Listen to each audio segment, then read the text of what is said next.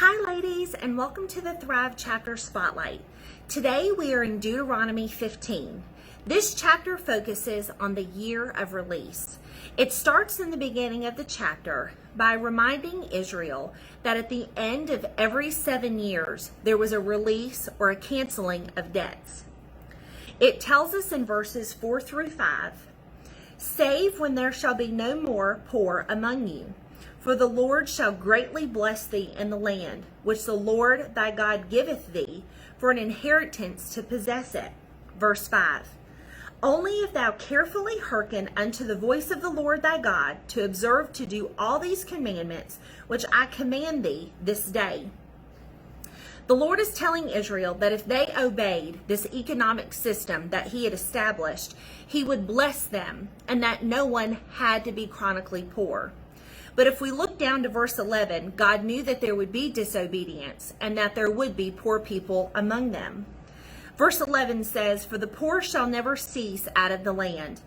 Therefore I command thee, saying, Thou shalt open thine hand wide, not small, but wide, unto their brother, to the poor and to the needy in thy land."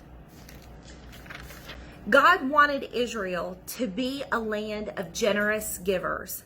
And today, ladies, because we serve the same God, that is what he is asking of us. This still applies today. I want you to stop and think about a time in which you have been poor. Maybe not financially, but emotionally or physically. I now want you to think about who poured into you during that time. No pun intended. Ladies, if those people had not been obedient to what God had asked them to do by pouring into your life, think of how your circumstance could have or would have been different. Ladies, God is calling us to be generous givers. Think of the impact we could make on our land if we were obedient every time God spoke to our heart. Do we know God's voice well enough to know when he's actually speaking to us so that we can be generous givers to those around us? As Christians, God is saying that he does not want our hearts to be hardened towards him, and that he does want our hands to be wide open. This doesn't mean that we are to break ourselves financially, but there are times that he asks us to give in a moment of a financial need.